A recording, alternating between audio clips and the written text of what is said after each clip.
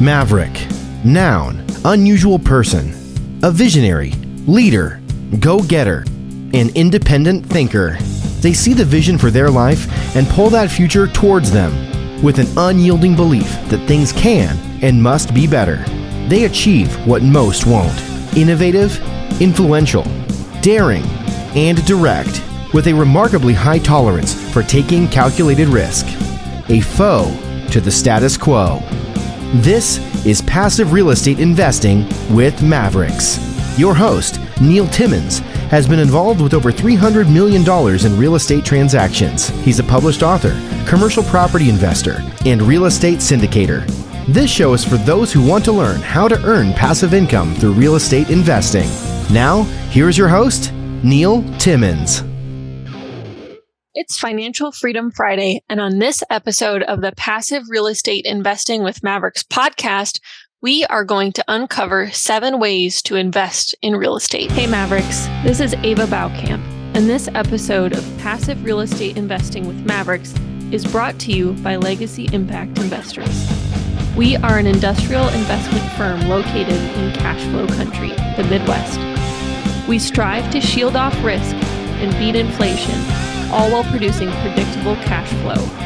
We curate real estate investment opportunities for busy professionals and other real estate investors seeking passive income.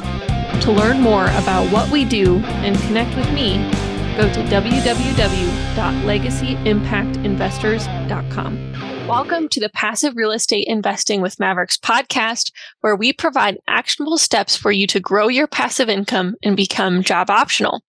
It's Financial Freedom Friday, and I'm here with Neil Timmins.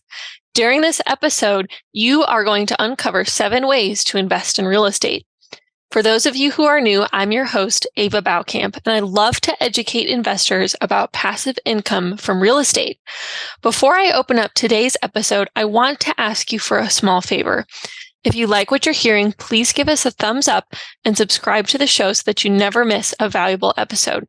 And if you love what you're hearing, please give us a written review. Also, be sure to take a look at the description of the episode, as we have it packed with thousands of dollars in free resources. All right, Neil, it's another Financial Freedom Friday here in our Agent Optional Wealth Accelerator series. How are you doing? I'm doing terrific. And this has been a really fun series, and the feedback we're getting is terrific from agents. So I'm excited. I'm excited for today's conversation. Yes. As a quick reminder, if you're just jumping into the series halfway through, we are running a whole series targeted towards elite real estate agents, people who earn a great income as a real estate agent, but they're curious about how to invest in real estate. So we've got a series of episodes here, a playbook for you, cut through the jargon, cut through the noise, and help you get started on your real estate investing journey off on the right foot. And if you aren't an agent, I'm sure you're going to find a lot of value in this series as well. We're doing a super practical breakdown. And today we're going to cover 7 ways to invest in real estate. And I wanted to kick it off with some data. So CNBC reports that 1 in 5 workers in the U.S. have left behind or forgotten inactive 401k retirement accounts with average balances of $55,400 at previous jobs. That's a lot of money to just forget in the corner. Forget, and when you have options and the ability to control that money and place it as you so choose in many cases. And I think that's a perfect setup for today's conversation, where we're taking this. Yeah. So if you are an agent and you had a previous job with a 401k, just take a quick moment, pause this episode, and write yourself a note. If you think you may have left a 401k behind somewhere, get that on your list of to-do things for this weekend, because that's super important that you don't leave that money to collect dust somewhere else. So why are we talking about different account types, and how does this apply to investing in real estate? So as a quick reminder, we're talking about syndications. And as an agent, this means that you don't need to find, put under contract, renovate, place tenants, manage properties on your own with your own money. At a high level, syndications are a vehicle that allows investors with an experienced operator to pool their money together to purchase larger properties. And as an agent, this is a great vehicle for you. It helps you maximize your time so you don't have to go out and find properties on your own. You can create passive income so you can become agent optional on your own terms and protect the wealth that you've worked so hard to create. So before we get into those 7 different options you have to invest, just a reminder, we're not your financial advisor. We're not CPAs. We're not giving you professional advice. Always talk to your qualified professional. This is for your education, and we hope it's super beneficial to you. So what kinds of accounts can invest in real estate and in real estate syndications? First up is cash. This one's pretty obvious, and for a lot of people, it's an easy place to start off the bat. It's the most liquid. You can move quickly and efficiently into any investing opportunity that's before you. There's no restrictions, and a reason to invest with cash that you maybe have sitting in an account somewhere is to help you mitigate inflation that's burning a hole through that idle stack of cash. Cash is the easiest one. And naturally, if you've got cash to put to work, great, to get that thing employed. And if you don't, well, guess what? We've got 6 other account options here, 6 other ways in which, you may have money other places, perhaps cash not being one of them. Yeah. Number 2, self-directed IRAs. This is a pretty popular option for a lot of agents because they have to have a self-directed IRA in the first place. And you have some additional benefits to investing in real estate with the self-directed IRA. You have tax advantages depending on what account type it is, a Roth or a traditional. You can have tax deferred or even tax-free growth. And this allows you within your self-directed IRA to diversify. So to diversify into real assets, into real property. And it gives you a lot of control over what you invest in from a real estate perspective, because you choose what properties, what opportunities you invest in. Perhaps you want to invest in the Midwest. That's what we like. And you like the stable returns, the more stable markets, and the steady growth that a lot of Midwest markets provide. You have the option to direct your investments accordingly. And it's quite simple to invest in a syndication from a self-directed IRA. But Neil, I want you to talk a little bit about depreciation as it relates to self-directed IRAs. Yeah, so it's giant pros, but there's not always there's some cons that come with it. But I'm going to say a con with an asterisk. How about that? So the con is you can't take depreciation, right? It's a self-directed IRA. IRAs don't take depreciation. I mean, there's no benefit of depreciation in your IRA since you're not paying tax on the IRAs as you go along like you do individually. The but is this. For certain types of investments, typically if it's a short-term type thing, it can make a lot of sense. So it's always a function of what do you want to accomplish. Let me give you an example of how it could look different. This is where the asterisk comes in. So in a syndication, there may be different share classes. So let's say Class A and Class B. Class A may get a preferred return of 8%, and they may take their prorated share of depreciation. So great if you have cash and you get to take the benefit of depreciation. But there may be a second class. You may have Class B in this syndication, in which instead of it being an 8% preferred return, it's a 9% preferred return. But you don't get depreciation. Well, that's a perfect setup for somebody who has money in an IRA. They want to put it to work. They get a bump in terms of that preferred return, and they don't get depreciation, which they don't need or can use anyway. The benefit to those in Class A, then, of course, is they get more depreciation, which is why they have a lower preferred return.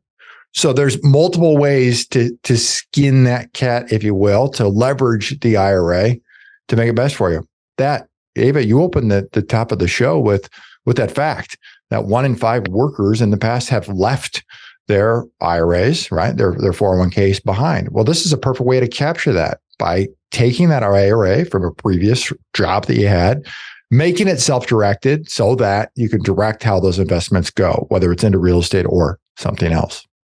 Yeah. And that's the great thing about having these wide variety of options is you can also pick the investment strategy that works best with that specific account type or investment type that you have available to you. So number 3 is a health savings account. So maybe your spouse has a health savings account. Did you know you can actually invest in a syndication in real estate with a health savings account? Your contributions to a health savings account are tax deductible. Your earnings can grow tax-free, and qualified withdrawals are tax-free when they're used for medical expenses. So somewhat similar to a self-directed IRA. Neil, do you have any thoughts about investing with a health savings account? I think for most people, they just kind of forget about it. And if they're investing in putting money into a health savings account and not drawing on it for medical needs, before you know it, that thing can grow to a pretty sizable amount, which you can employ. Yeah, that's great. Up next, number 4, solo 401k. Again, a popular option for real estate agents who have to have their own 401k retirement savings option. And it can have higher contribution limits for you compared to your IRA, so you can stash cash and then invest in real estate from there. Inside that solo 401k, it's a terrific option for agents putting a plan in place for themselves and their spouse. And oftentimes they end up with two options, a traditional provision and also a Roth provision in the solo 401k. Yeah, that's great. Up next, number 5. This option takes a little bit more time, but if you have stocks and bonds that you want to convert to invest in real estate, you can sell some of them, sell a portion, capture that so you can diversify outside of the stock market, outside of the bond markets, reallocate once you've sold those, and invest in real estate, help balance out your portfolio, and get you invested in some real assets that you can understand and evaluate for yourself. Nick and Neil, you have a pro tip for agents who are considering this option. Yeah, if you're going to go down that path and consider that option, one of the best ways to do this is to sell your dogs, as they say. Sell the losses in that portfolio so that way you take the loss on paper. You're going to realize that loss. You can reduce your taxable income in many cases by doing that as you roll that money in to diversify into real estate. Awesome. Up next, number 6 is a line of credit. So maybe you have a house, your house is paid off, or you have a vacation home, or maybe you own a rental, and you can take a line of credit against one of those assets. It's a lot of opportunity, like for our science listeners, potential energy that's sitting there and it's not doing anything. So you can take a line of credit, and you can actually use those funds to invest. This is a good option if you want to act quickly. When you want to place an investment, you can take that line of credit out. And once you're completely through that investment, either continue with that line of credit or close that out once you're all done. For some people, they hear that and they get a little shell shocked. We just did an episode a few weeks back talking about one's risk profile, and this lines up perfectly for that conversation. I know plenty of folks who are on each side of the spectrum. One who wants everything paid off, never want to owe anybody anything. The other side is they love debt. They always want to employ debt at a reasonable level because they want the benefit of inflation working for them and inflation working to reduce their liabilities, reduce that debt down. There's no right or wrong. It's only a function of what's right for you, and understanding your particular risk profile will go a long way in terms of how you apply the strategies which we've laid out here. Yep. Up next, our very last one, number 7, is whole life insurance. And this one gives you some tax-deferred, possibly tax-free advantages, and you can take out a loan against, you really lend the money to yourself against the cash value of the policy, and then put that money into a real estate investment, while also having your cash value continue to build up as a possible investment source later. So go ahead. I know you've been really diving into this recently. Those who are familiar with infinite banking, and we've done a couple of episodes on infinite banking, this is right in that line of infinite banking, having a whole life policy that has a cash value associated with it and borrowing from that cash value to employ it inside of real estate while you pay yourself back. I use that somewhat in quotes because it uses a life insurance policy and mechanism to do that, to pay your policy back, to be able to grow that inside the policy as well. Yeah, Neil, I'm going to put you a little bit on the spot here. For those who aren't familiar with how whole life works, or maybe they've heard a lot of Dave Ramsey saying, no whole life, only term life. Can you talk a little bit about like, how does this actually work? If you were to take out a policy, how does that actually help you invest in real estate? Yeah, well, there's two functions to a whole life policy. One function is the actual life insurance, and the other function is a cash value associated with the policy. And so you put money in, life insurance continues to grow. In fact, your life insurance, you may start at, make up a number, $5 million policy. And the more you put into it, oftentimes it has some functions that allow you to put more than what you've scheduled, what you're required to put into this. The more you put into it, the higher it grows in terms of what your death benefit is. And at the same time, it's growing a cash value associated with that, in which oftentimes you have access to, say, 90% of that cash value to allow you to do, well, really just about anything with it. You borrow that money out of the account and you're going to pay that account back, which helps grow your cash value. So you can do things like invest in real estate. You can pay off a house. You can pay for kids' college. It's your money. So you can literally do anything you want with that. Yep, that's great. So seven ways to invest in real estate. I'm going to quickly just run over our list. You have cash, self-directed IRA, health savings account, solo 401k, selling stocks and bonds to invest, a line of credit, or whole life insurance. So we wanted to give you an overview of, okay, cool. What does this process actually look like? So you've selected the account type, the vehicle that works best for you. What can you actually expect? So how this would work is you are connected with a general partner team, someone like Neil or I, and we present an opportunity to you. So you're made aware of an investment opportunity. This will usually be in the form of an email. 123 Main Street is an industrial building in our hometown in Des Moines. It's triple net property. And we're going to run a live webinar in 2 weeks so you can see our whole presentation and ask us questions live. So that's the first step. You're made aware of an opportunity. Then you attend whatever presentation is available. This should be live so that you can actually ask the general partner team questions, and they should highlight at least 5 pillars of the deal. They should talk about the market. They should talk about the property itself, the building, the physical structure, the business plan, and what your investor returns are. So once you've attended it, you evaluate the opportunity. You are in the driver's seat here. You get the opportunity to review, is this an investment that meets my financial goals, or is this something I'm going to pass on? You can review the whole presentation, all of the legal documents. You can email that sponsor team questions. You can schedule a call, get clarification on any concerns and questions that you may have. The key here is that you're the decision maker. You decide what to invest in with your money.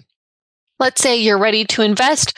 In our case, this means you go to a secure investor portal. You can review all of those legal documents again and electronically sign. This is where your account type will start to come into play. You can designate how you're going to invest, either as an individual, jointly with a spouse, even through an LLC. And so that's where you initiate the beginning of your investment. Depending on the offering type, there may be an additional step. For a 506B, the general partner team, once you've electronically signed everything, they will review all of your documents, and they will, if they determine that you're qualified to invest, you have a personal relationship with them, they review, everything's a thumbs up, then they will countersign your legal documents as well. And that's when you're able to invest. So have that financial information ready, and you can securely send your investment through an ACH, through a check, perhaps through a wire. Once you've signed all of your paperwork, it's been countersigned by the general partner team, you've made your investment, then you're good to go. They will confirm, yes, we've got your investment, and they will update you when the property is closed. That's it. So you get notified of a deal. You're presented with a deal, you analyze it and review it. You ask any clarifying questions that you have. Make sure you get any and all of your questions answered. You sign investment documents based on how you're going to invest. Then your investment documents are countersigned. You submit your investment via whatever funding source you choose. You've got at least 7 options that we've given you here today. Then the general partner team will confirm that your investment is received, and then the property closes. So we wanted to outline the steps for you because it can be a little bit confusing about how this actually all works in real life. So here are some concluding thoughts for you as we wrap up this episode today. Consider how you will want to invest. Are you going to be investing as an individual, jointly with a spouse? Maybe you have an LLC. And then determine your investment source. This is important because sometimes moving funds out of certain account types can take a little bit of time. And if you are presented with an opportunity that you want to invest in, the worst thing that could happen is you identify an opportunity you really like, you want to invest in it, but then you get told, well, you can't get access to your money for another 21 days or something crazy.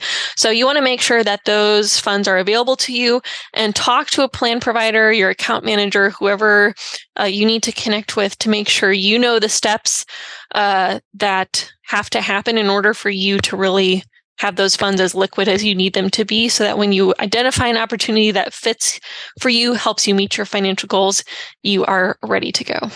So why does the liquidity matter? You've touched on that, Ava. It's because when you're presented with an opportunity, oftentimes, like for us, when we present you and a multitude of other people with an opportunity, there's only so much money that's needed. We're buying a piece of property. It's X million dollars, whatever the number happens to be, and we have to raise for so much. And as soon as you hit that number, you don't need another $1 million. That's the number that one has to hit. So as soon as everything that you've outlined, Ava, is done, executed, the money's in, that's as soon as we hit the final number, that's it. There's just nothing else that's needed. And so the intent of this is to outline that for you, so you have a deep understanding of what that looks like, and know what our side is looking for when it comes to raising. So you want to make sure that if you know that's something you want to participate in, what you have to do in order to be able to do it. Yeah. My last thought here is just keep in mind, every opportunity you review has to fit your lifestyle. It has to serve your lifestyle and your financial goals. Not every investment opportunity is a good fit for every investor. And that doesn't mean that the opportunity is necessarily good or bad. It just means that it's not the right fit for you. And as an investor in real estate and real estate syndications, you're in the driver's seat. You are in control of that decision to say, this is an investment that's good for me, and I'm ready to move forward at that time so I can help meet and hopefully exceed those financial goals that I've set for me and my family. To our listeners, pat yourself on the back. You guys have made it to the end of the show, and most people never finish what they start. If you receive value from today's show, be sure to share it on LinkedIn, your Facebook page, or your social media platform of choice. Subscribe to never miss a valuable episode in the future. And if you found value in today's episode, give us a thumbs up with a positive review. If there's a particular topic you'd like to hear about, well, I want to hear from you. Shoot me a message on LinkedIn. The link to my profile is below in the show notes. You can connect with me there for more valuable content.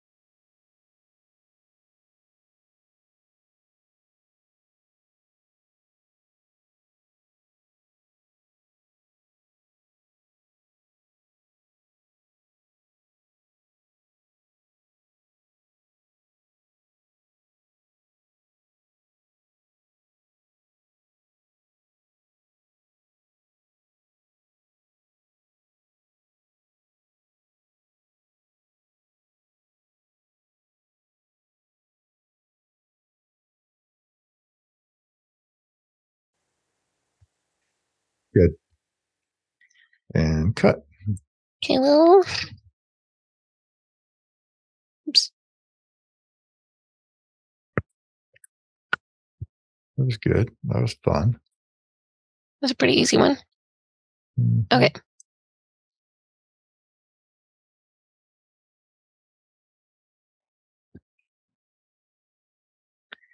All right. Anything we want to review before we open up this one? Okay. If you are. Mm-hmm. All right. It's Financial Freedom Friday, and on this episode of the Passive Real Estate Investing with Mavericks podcast, we are going to discover syndications for agents. Welcome to the Passive Real Estate Investing with Mavericks podcast, where we provide you with actionable steps to grow your passive income and become job optional. It's Financial Freedom Friday, and I'm here with Neil Timmins. During this episode, you are going to discover syndications for agents. For those of you who are new, I am your host, Ava Baukamp, and I love to educate investors about passive income from real estate. Before we open up today's episode, I want to ask you for a small favor. If you like what you're hearing, please give us a thumbs up and subscribe to the show so that you never miss a valuable episode. And if you love what you're hearing, please give us a written review. Also, be sure to take a look at the description of the episode, as if we have it packed with thousands of dollars in free resources. All right, Neil, it's another Financial Freedom Friday in our Agent Optional Wealth Accelerator series. How are you doing? I'm doing great. This has been a fun series. I'm enjoying this a ton, and the feedback we're getting is tremendous. So it's fun to be going through this and connecting with agents and having really good conversations about helping them become agent optional. Yeah, great. So just as a quick reminder, like Neil said, we're in our Agent Optional Wealth Accelerator series, a whole breakdown, practical breakdown, and a playbook of how to invest in real estate as an agent. And even if you aren't one, this will be a valuable series of episodes, super practical to help you understand how you can invest in real estate. So today we're going to cover a huge topic. What's a syndication anyway? And I wanted to kick it off with some data from the U.S. News and Money Report as of May 2023. So 65, that is the anticipated median age of retirement here in the U.S. But the Employee Benefit Research Institute released a 2023 study that showed only 1 in 6. 16% of those they surveyed retired at the age they actually expected to retire. On average, retirement took place 4.3 years earlier, almost 5 years earlier than people expected due to circumstances that were outside their control. Health issues, perhaps they had to care for a loved one, and having to act as a caregiver for someone else. These are all factors that they couldn't control that forced people to retire sooner than they expected. So I think that's an important topic to discuss as we open up this episode about syndications, because we have to realize there are only so many things we can control about retirement, saving up for retirement. And a lot of times those factors are outside of our control. Plan for the unexpected, right? It's all of us think about how long retirement planning, most people do it. It's years and years and years in advance. Pretty tough to pinpoint an exact age when you're planning 10 to 20 to 30 years in advance. Yep. And if there's something you want to take away from, one of the takeaways from this series is that it's not necessary for you to just stash cash away and hope that it's enough for you down the road. You can produce income even while you're retired. And that's something that real estate helps you do, is not only plan for retirement, but also make it a time where you have the freedom and control over the choices that you make so that you can go on that vacation. You can pay for those unexpected healthcare costs. And it's all about preparing, like you said, for the unexpected. So today we're going to talk about what is a syndication. Neil, for those of our listeners who've heard it from me a couple of times, maybe it would be best for them to hear it from you. What even is a syndication? Well, syndication is simply a vehicle. A legal financial vehicle that gets us from one point to the next, from A to B. So, as an agent, when you help someone buy a house, think of that financial vehicle, as your car. You can only fit the family in there. There's nobody else outside that's going to buy that house. It's just the two of them in that car buying a single house. But, syndication is more like a limo.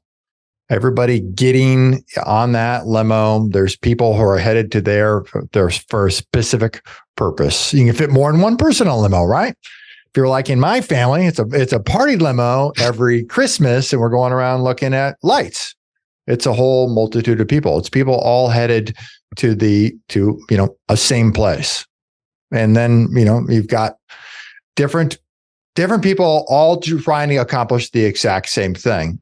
So, let me liken it to real estate, bring it to syndications. You've got people in the back of the limo, right? Your passengers. I liken that to limited partners, to people who sit there and take a passive ride. And then you've got the driver, which is really a general partner. Somebody like us, somebody who knows how to get from point A to point B to keep that back of that limo smooth and silky to accomplish what it is that you intended, to see something, to get to a spot where you're trying to get to. Yeah, and that's great. And anyone can get on the limo. Real estate agents, doctors, stay-at-home moms, lawyers, police officers. It's a limo that's open to all kinds of people. And where are they going? They are going to a commercial property. They are buying usually a larger building, an apartment building, a warehouse, self-storage, car washes, gas stations, malls. Anything can be bought with this limo, with this syndication vehicle. So I'm going to continue on the limo theme because I think it's helpful. You have the passengers and you have the driver. It's the same with the syndication. The limo, that's Neil and I. We are the driver in this limo. We're in charge of making sure that everyone stays safe. We follow the rules of the road. We drive safely for the people on board, but then also for us. We have a vested interest in making sure that the financial decisions we make, the business decisions we make regarding that property, are beneficial for us, because if that property doesn't perform, not only do our limited partners not earn the returns that they need, but then also our interests are tied together with those limited partners. So it has to be a win-win. And you may also hear the general partner referred to as a sponsor or an operator. And that's just a function of their legal role within that syndication structure. So what does the general partner do? In one word, they do everything. This is their full-time job. They probably have an office. They are active investors. They have a team. They are meeting brokers. They are reviewing properties. They're paying attention to the market. They're probably parts of different educational groups and financial groups, within their region or around the country, so that they can stay on top of what's going on in the market. They find deals. They evaluate deals. They put deals under contract. They do all of the underwriting. They collect all kinds of documents on the property that they want to purchase: site plans, environmental plans, rent rolls, financials, just a slew of documents. They find a lender who's willing to lend on the property. They place insurance. They manage the property. They do everything. They do all of the active management and involvement in locating that deal and making it available to the limited partners. Neil, why don't you talk about what do the limited partners do? The limited partners, it's truly a passive role. A limited partner is there, and when they're presented with this opportunity and evaluate it, they're going to become an investor. They're limited to the extent that they are writing a check, right? They're participating in the financial components of that without having all the responsibility, everything you just outlined there, all the responsibility to do the work, right? They're truly limited. And that means limited in their role, limited in their risk. From a general partner side, our side, oftentimes I have to sign a personal guarantee for all the loans, everything that goes in place there. The limited partners, you benefit from our ability to execute and live up to everything that we're doing. And so when we're putting a structure in place, think about buying a place for $5 million. There's a percentage of the building that then has to be needed, right? A lender may lend us 70% of that. So we raise money, and we do that by putting our own money in, no doubt, but then also through limited partners to make that opportunity available to you. and then fill in that delta there that we need from an investment standpoint. Yeah, it's not for agents listening.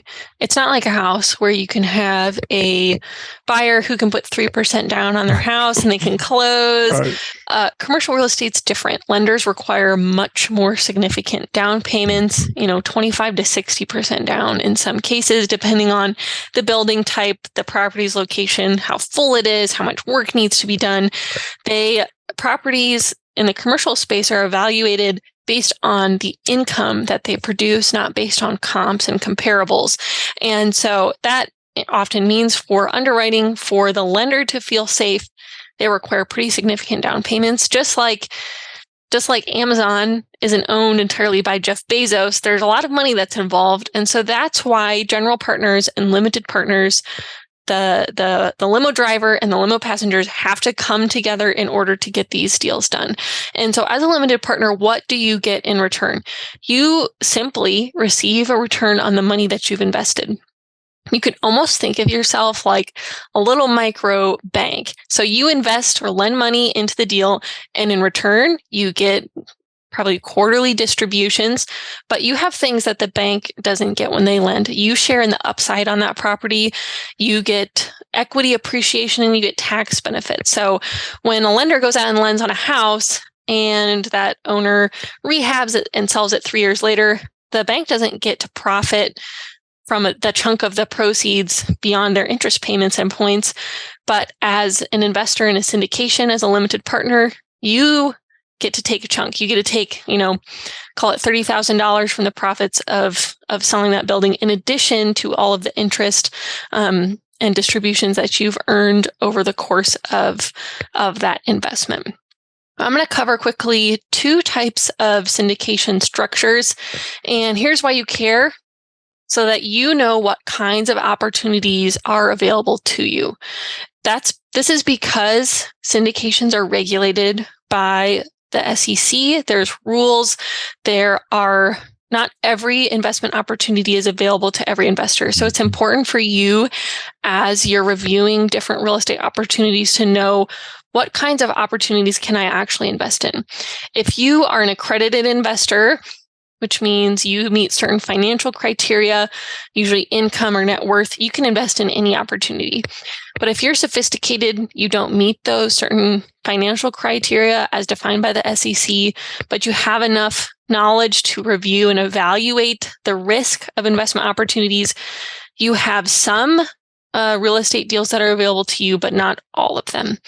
And I've covered this topic in depth on a previous episode, the Top Producers Agent Optional Playbook. So I won't go into this in too much detail here. But the 2 types I'll talk about here all fall under Regulation D, 506B and 506C.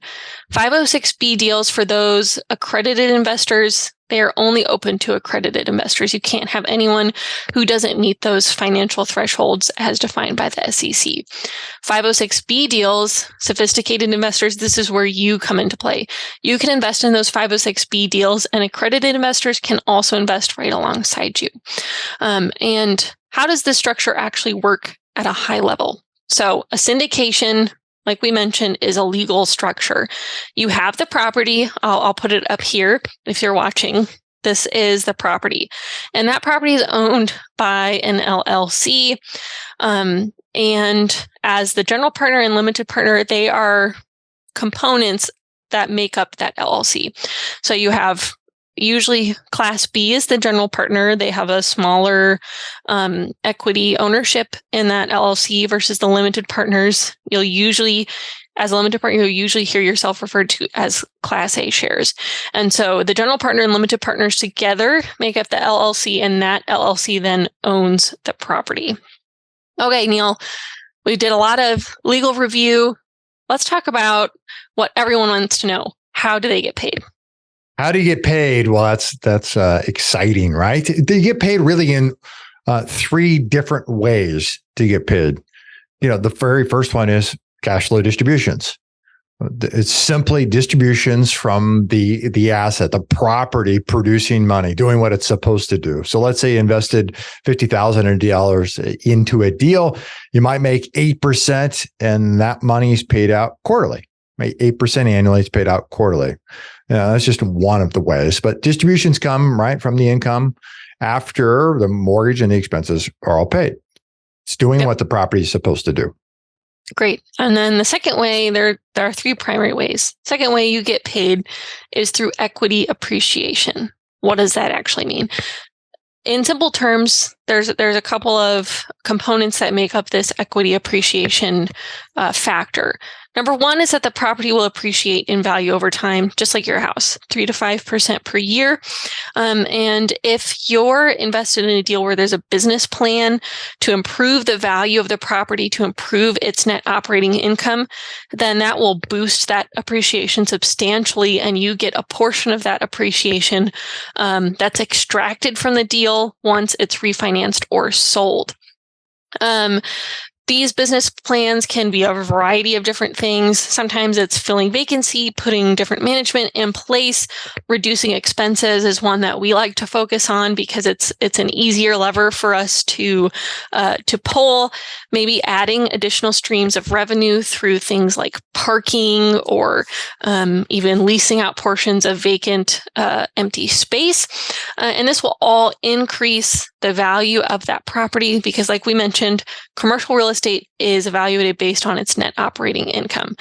And then, how does this equity appreciation actually get to you as an investor? When it's sold or it's refinanced, that appreciation is captured just like a house. So say you bought your house 20 years ago and now it's worth, way more than what you paid for it at that time. You sell your house and you get that chunk of money. It's the same thing with a commercial property. And instead of necessarily having to wait for 20 years, we have different ways that we can increase that net operating income and boost the equity appreciation in a matter of, 3 to 5 years over a much shorter time period. The third way, tax benefits. Gosh, do I love the tax benefits associated with real estate. Depreciation, right? This is more or less important depending on your financial goals. But if you make a lot of money and you pay a lot of taxes, this could be significant. And if you qualify as a real estate professional, which we covered here in the last few weeks, it's especially important. So the benefit of the real estate professional, and I know we went through it in the deep dive, I'll just hit it at a high level, is that you can take advantage of all the depreciation and the accelerated depreciation in the current year. So instead of just only like every other person, meaning not real estate professional, they can only deduct their passive losses, i.e. depreciation, against their passive income. But you, by virtue of being what you are, doing what you do, you can deduct all of those passive losses, all the depreciation and accelerated depreciation against your active income. It's a huge, giant boost to be able to offset your taxes in a very meaningful way. Yeah. So 3 ways you make money as a limited partner in a real estate syndication is through cash flow distributions, equity appreciation, and tax benefits. This is important for you to consider so that you don't get sucked into fancy marketing that publishes these crazy numbers, crazy IRRs. There are multiple ways that you can benefit from a deal. So it's very important for you as you're reviewing an opportunity to see how does the way that this property produces income, the ways I get paid, how does that line up with my financial goals? Maybe I'm really set on having steady distributions. Maybe I want big tax benefits. You have to evaluate that for yourself. And we did cover that in our risk profile episode. So that would be a good episode to check out if you missed that one. I think you hit it on the head. If you tie it back to the opportunities that get presented to you, every opportunity is different. Some properties are very strong in cash flow distributions. Some, at the one extreme is if it's a development from the ground up, there's no cash flow distributions. All you're ever going to get is equity appreciation. And some have a combination of both those factors and are very strong in tax benefits. You hit it on the head, Ava, is understanding and tying that back to your objectives, your goals. Yeah, definitely. So that's a good segue into the end of our episode, which is what's the purpose? we want to pause and take a moment to ask and help you think about why you would actually want to invest in a real estate syndication in the first place. So ask yourself, if you're an agent, especially, or if you have another job, do you want to be doing what you're currently doing at the pace you're currently working 5 years from now, 10 years from now? Do you want to retire your spouse? Do you want to have more flexibility? We see a lot of agents, a lot of high earning agents who absolutely love what they do. They are excellent at their job, but they are feeling burnt out. They are stressed. Listings are way down from the past few years. They know that working harder, working more hours is not the answer. It's not going to change their situation. They love what they do, but they can't keep this pace up. And they want more control over their schedule. They want to be able to take vacations. They want to pay off cars. They want to pay off their house, fund kids' college. They want to not feel anxiety about money every single year. They're sick of paying way too much in taxes. They know real estate. They love real estate. They're just not sure how to invest. And that's where syndications come in. You get access as an agent to larger real estate opportunities than you could ever have access to just trying to go out and figure this out on your own. You don't have to go out and figure out on the hard way how to invest in real estate with single family rentals. You don't have to figure out on your own how commercial real estate works. You can invest with an experienced general partner who already knows how this business works, and you can really take advantage of their experience in the industry to have access to those kinds of deals. You can spread your risk across multiple investments, you get passive income, and you become agent optional on your own terms. So Neil, I know this is a topic that is very personally important to you. Mm-hmm. So I want you to wrap up this episode about the result of the result. Well, it's not just about money, right? Money's a result of doing all these things super well, but money's meaningless unless we go do something with it. And oftentimes, I know from all the years I was an agent out schlepping around, showing houses, listing houses, it's a control of a time. It's our greatest non-renewable resource as humans, right? We don't get any more. And so what do we do at that time? The ability to, you guys, I know I live this and you probably guys live it today. It's how do you get more time back? How do you become more efficient doing what you do and day in and day out? And, the benefit of investing in real estate is that we get dollars and cents back that we don't have to use our time to go earn. We make our money work for us as hard as we worked for the money. And it's about holding that money accountable. So by the ability to get passive income rolling in each and every month or each and every quarter when distributions take place, it's the ability to live life on your terms, to go do the things one wants to do. It's the ability to be that parent, that spouse, that grandparent that you always wanted to be the favorite grandparent. Don't lie to yourself. You want to be. It's to have those impact on the relationships with your family, with your spouse, with your friends, to live the life that you want to live. And I know when I got into being an agent, it's largely to never have a boss and anybody's ever going to tell me what to do, right? And then to choose how you want to live. How do you want to work? When do you want to work? And too many of us, end up in this business seeking just that, ended up working way too many hours, doing way too many things. And the reality of it is, sooner or later, age catches up to us. You open the show, Ava, with, the average person retires almost 5 years in advance of when they thought they were going to retire based on circumstances that are outside of their control. Taking control of one's financial outcome so that we have the flexibility and the freedom to choose when we want to do it, and we're prepared for the unexpected, whatever that may be when the day comes, that we've built a solid foundation of passive income to live life on our terms and help those who matter and care so much for us. So you're right, Ava. It's deeply passionate for me, and I love what we're doing here in our series and the ability to connect with agents. And I know how impactful it is for them too, and that means it's highly rewarding for me. Good there. There.